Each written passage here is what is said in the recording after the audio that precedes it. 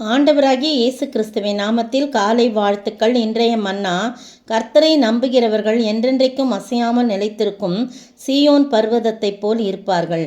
சங்கீதம் 125:1.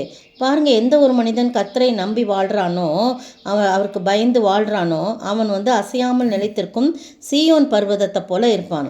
அந்த பர்வதம் எப்படி உறுதியாக இருக்குதோ அது போல இருப்பாங்க. அடுத்த வசனம் சொல்லுது, பர்வதங்கள் எருசலேமை சுற்றி இருக்குமா போல் கர்த்தர் இது முதல் என்றென்றைக்கும் தம்முடைய ஜனத்தை சுற்றிலும் இருப்பார். எந்த ஜனம்? கர்த்தரை நம்புகிற ஜனத்தை சுற்றிலும் இருப்பார். பர்வதங்கள் எருசலேமை சுற்றி அப்படியே அந்த எருசலேம் நகரத்தை சுற்றி அந்த மலைகள் இருக்குமா, பர்வதங்கள். அது மாதிரி நான் தம்முடைய ஜனத்தை சுற்றிலும் கர்த்தர் இருப்பார். எந்த ஜனனா? கர்த்தரை நம்புகிறவர்களை சுற்றிலும் அவர் பர்வதம் போல இருப்பாராம். சீயோன் பர்வதத்தை போல அவர்களும் இருப்பாங்க. அசையாமல் நிலைத்திருக்கும் சீயோன் பர்வதத்தை போல இருப்பாங்க. எந்த ஒரு மனிதன் கர்த்தரை தனக்கு முன்னாக வச்சிருக்கிறானோ, எந்த ஒரு மனிதன் கர்த்தருக்கு பிரியமான வாழ்க்கை வாழ்கிறானோ, அவன் அசையாமல் நிலைத்திருப்பான் அப்படின்னு சொல்லி போடப்பட்டிருக்குது. அசையாமல் நிலைத்திருப்பான்னு சொல்லி போடப்பட்டிருக்குது.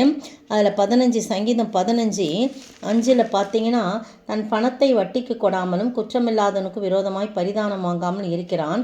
இப்படி செய்கிறவன் என்றென்றைக்கும் அசைக்கப்படுவதில்லை. 4 வசனத்தில் கூட, ஆகாதவன் பார்வைக்கு தீர்ப்பானவன் கர்த்தருக்கு பயந்தவர்களையோ கனம் பண்ணுகிறான். ஆணையிட்டதில் தனக்கு நஷ்டம் வந்தாலும் தவறாதிருக்கிறான். தோழனுக்கு தீங்கு செய்ய மாட்டான். நாவினால் புறங்குற மாட்டான். தன் அயலானுக்கு மேல் சொல்லப்படும் இந்தியான பேச்சை எடுக்காமல் இருப்பான். மற்றவங்களை பற்றி குறை சொல்லவே மாட்டான். அப்படிலாம் இருந்துட்டு வட்டிக்கு பணம் கொடுக்க மாட்டான். அந்த மாதிரிலாம் குற்றமில்லாதவனுக்கு விரோதமாக பரிதானம், லஞ்சம் வாங்க மாட்டான். இப்படி செய்கிறவன் என்றென்றைக்கும் அசைக்கப்படுதுன்னு 15 போட்டிருக்கு. 16 சங்கீதத்தில் 8 வசனத்தில், கர்த்தரை எப்பொழுதும் எனக்கு முன்பாக வைத்திருக்கிறேன், அவர் என் வலது பார்சல் இருக்கிறபடியால் நான் அசைக்கப்படுவதில்லை என்று சொல்லி சொல்கிறார். ஏன்னா கர்த்தருக்கு பயப்படுகிற பயம், கர்த்தரை நம்பி வாழுற தாவீது தன்னுடைய சங்கீதத்தில் நிறைய இடத்துல நான் அசைக்கப்படுதலைன்னு சொல்கிறார். நான் எப்போ நிலைத்திருப்பேன், ஏன்னா என்னை யாரும் அசைச்சிக்க முடியாது. கர்த்தர் என் பட்சத்தில் இருக்கிறார், கர்த்தர் எனக்கு துணையாக இருக்கிறார். 30:6 பாருங்களேன், நான் ஒரு காலம் அசைக்கப்படுவதில்லை என்று என் வாழ்விலே சொன்னேன். எப்படி பார்த்தீங்களா? ஆண்டவருடைய தயவு அவரோடு கூட இருக்குதான். அதனால் நான் ஒரு காலம் அசைக்கப்படுது என்று வாழ்விலே சொன்னேன் அப்படின்னு சொல்லி சொல்கிறத பார்க்குறோம். சங்கீதம் 62:2 வசனத்துலேயும் 6 வசனம் பார்த்தீங்கன்னா, அவரே என் கண்மலையும் என் ரட்சிப்பும் என் உயர்ந்த அடைக்கலமானவர், நான் அதிகமாய் அசைக்கப்படுவதில்லை, ரொம்ப அசைக்கப்படுவதில்லை. 6 வசனம், அவரே என் கண்மலையும் ரட்சிப்பும் என் உயர்ந்த அடைக்கலமானவர், நான் அசைக்கப்படுவதில்லை என்று சொல்லி சொல்கிறத பார்க்குறோம். அருமையான வேளையில் நீங்களும் நானும் ஆண்டவருடைய சமூகத்தில் கர்த்தரை நம்பி வாழும்போது அவர் என்ன செய்கிறாரு? நமக்கு என்றென்றைக்கும் அசையாமல் இருக்கும் சீயோன் பர்வதத்தை போல இருப்பார்கள் என்று சொல்லப்பட்டிருக்கு. அப்போ பார்த்தீங்கன்னா, கர்த்தரை நம்பி தாவீது இருந்தால், எல்லா காரியங்களையும் கர்த்தரை நம்பி இருந்தபடினால்தான் சவுல் அவரை துரத்தி அடிக்கும்போதெல்லாம் ஆண்டவர் அவரை பாதுகாத்து கொண்டார். சவுலுடைய கை தாவீதின் மேல் படாதபடிக்கு அப்படியே அவரை சுற்றிலும் அக்கினி மதிலை வைத்து பாதுகாத்து கொண்டார். அதனால்தான் தாவீது நிறைய இடத்துல நானும் அசைக்கப்படுவதில்லை, மெய்யாகவே அசைக்கப்படுவதெல்லாம் சொல்கிறார் நிறைய இடத்துல பார்த்தீங்கன்னா. ஏன்னா கர்த்தர் தான் எனக்கு துணையாக இருக்கார், நான் அவருக்கு பயந்திருக்கேன், அவரை நம்பி இருக்கிறேன். அதனால் அவரை நம்பினோர் ஒரு நாளும் கைவிடப்படுவதில்லை. இயேசுவை நம்பினோர் மாண்டதில்லை என்று சொல்லி சொல்லப்பட்டிருக்குது. அப்படிப்பட்ட ஆசீர்வாதத்தை நாமும் பெற்று வாழ, அவரையே நம்பி வாழ ஆண்டவரிடத்துல நம்மை ஒப்படைப்போம். ஜெபிப்போம். இயேசுவை நம்பினோர் மாண்டதில்லை, என்னென்ன துன்பங்கள் நேரிட்டாலும் சிங்கத்தின் வாயினின்றும் ரட்சிப்பார், பங்கம் வராதென்னை ஆதரிப்பார்.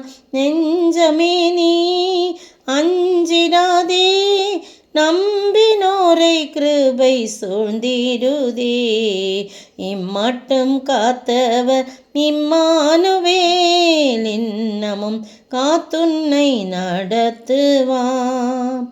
ஆமாண்டவரே, ஸ்தோத்திரிக்கிறேன் தகப்பனே, ராஜாவே. தானியேல் கூட கர்த்தாவே உம்மை மட்டும் நம்பி இருந்தார் ஆண்டவரே.